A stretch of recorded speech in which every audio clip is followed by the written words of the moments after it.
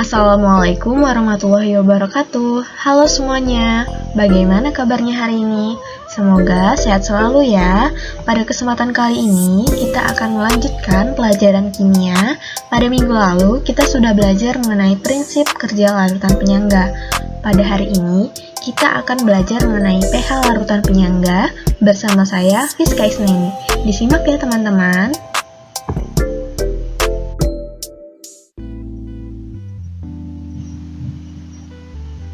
Baiklah, sebelum memasuki pembelajaran, kita coba mengingat kembali di mana komponen larutan penyangga itu terdiri dari larutan penyangga asam dan larutan penyangga basa, di mana pada larutan penyangga basa komponennya terdiri dari asam lemah dan basa konjugasinya. Sedangkan pada larutan penyangga basa itu terdiri dari basa lemah dan asam konjugasinya. Lalu sekarang coba kalian perhatikan tabel data hasil percobaan berikut. Di mana pada larutan yang pertama, di sini ada larutan CH3COH 0,1 molar dengan CH3CONa 0,1 molar, di mana pH awalnya adalah 4,75. Kemudian saat penambahan asam sebanyak 1 mili itu pH-nya 4,7.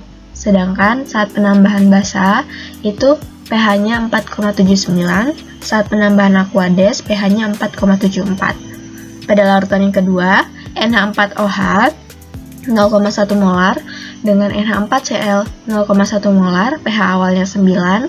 Ketika penambahan asam sebanyak 1 mili, pH-nya 8,96, penambahan NaOH 0,1 mili, 0,1 molar, sebanyak 1 mili, pH-nya 9,04. Kemudian saat penambahan aquades sebanyak 10 mili, pH-nya 9. Di sini kita bisa melihat bahwa rentang pH dari setiap pH awal dengan pH akhir itu tidak jauh, di mana di sini pH awalnya adalah 4,75, di sini ada 4,70, 4,79, 4,74. Begitu juga dengan larutan yang di bawahnya. Lalu, bagaimana cara menghitung pH larutan penyangga? Baiklah, yang pertama untuk menghitung pH larutan penyangga asam. Sebelumnya, kita mengingat bahwa pada penyangga asam itu terdiri dari asam lemah dan basa konjugasinya. Seperti yang kita tahu, pada larutan penyangga asam itu dibuat untuk mempertahankan pH di area asam, sehingga karena itu nilai pH larutan penyangga asam itu ditentukan dari besarnya konsentrasi H+, di mana area asam itu dimulai dari 0 hingga sebelum 7. Kemudian, baik, untuk menghitung pH larutan penyangga asam, misalnya ketika kita mereaksikan CH3COOH dan CH3CONa yang dicampurkan, maka akan terjadi reaksi ionisasi, yaitu CH3COOH akan terjadi reaksi kesetimbangan menjadi CH3CO- dan H+. Sedangkan CH3CONa ini akan terionisasi menjadi CH3CO- dan Na+, di mana kita tahu bisa didapatkan nilai kesetimbangan, maksud saya konstanta asam atau ketetapan kesetimbangan. Sebelumnya kalian sudah belajar ya mengenai kesetimbangan pada semester 1. Di sini kita mendapatkan untuk Ka-nya untuk reaksi yang ini itu CH3CO- dikalikan dengan konsentrasi H+ dibagi dengan konsentrasi CH3COOH atau asam lemahnya. Kemudian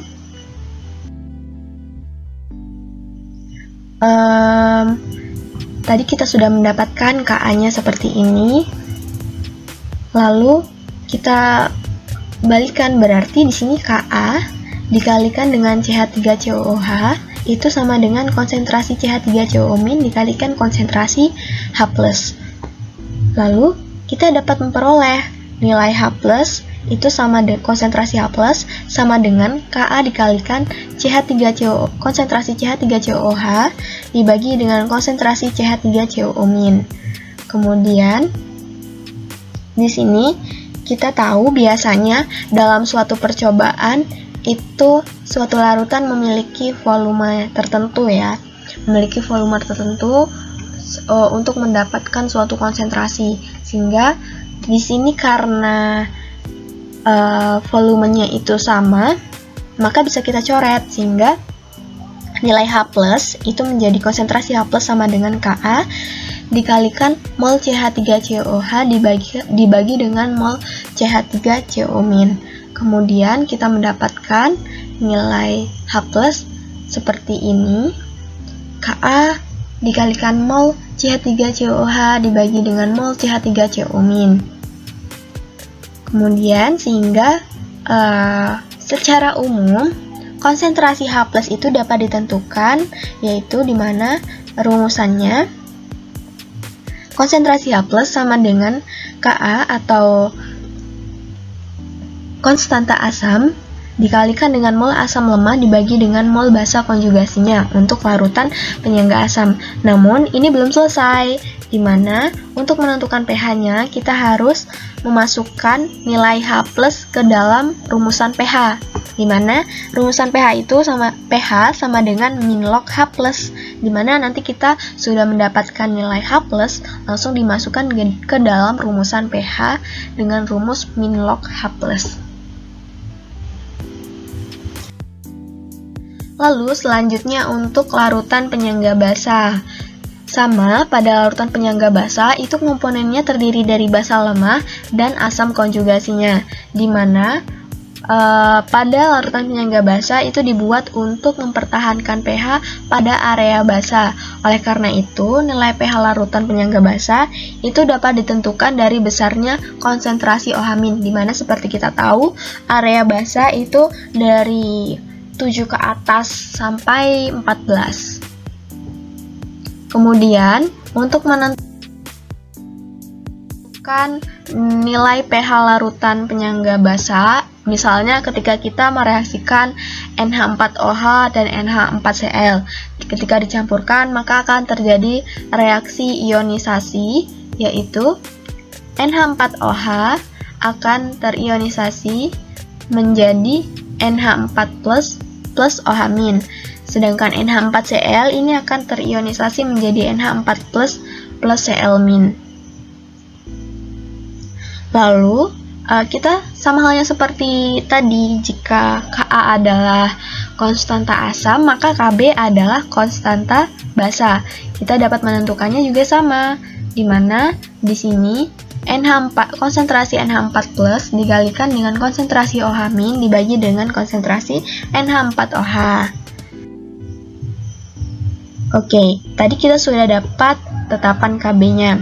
Lalu selanjutnya sama, kita masukkan Kb, di mana Kb dikalikan konsentrasi NH4OH itu sama dengan konsentrasi NH4+ dikalikan dengan konsentrasi OH-.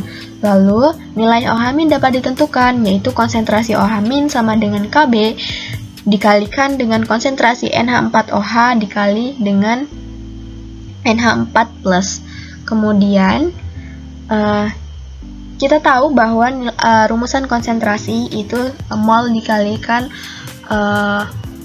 volume pelarutnya.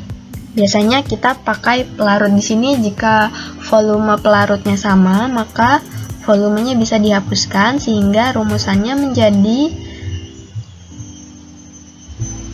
konsentrasi OH- sama dengan Kb dikalikan mol NH4OH dibagi mol NH4+. Kita sudah mendapatkan nilai OH-, kemudian secara umum kita dapatkan rumusan untuk konsentrasi OH- itu konsentrasi OH- sama dengan Kb dikalikan mol basa lemah dibagikan dengan mol asam konjugasinya. Kemudian untuk mendapatkan nilai pH-nya kita terlebih dahulu menggunakan rumusan POH, karena di sini merupakan OH- atau basa.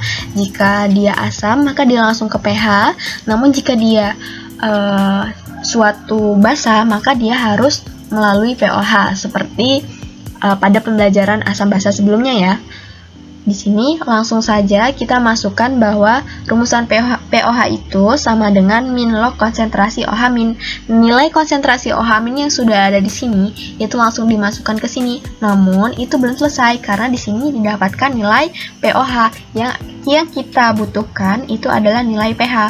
Bagaimana caranya? Sama, kita masukkan untuk rumusan pH bagi penyangga basa itu pH sama dengan 14 min POH, sama seperti saat kalian menentukan pH di asam basa.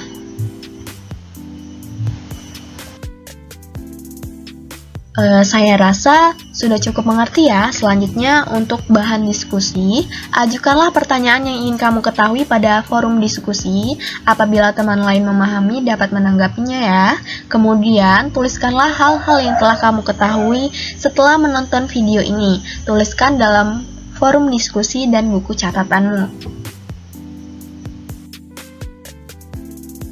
Demikian materi pada hari ini, yaitu pH larutan penyangga.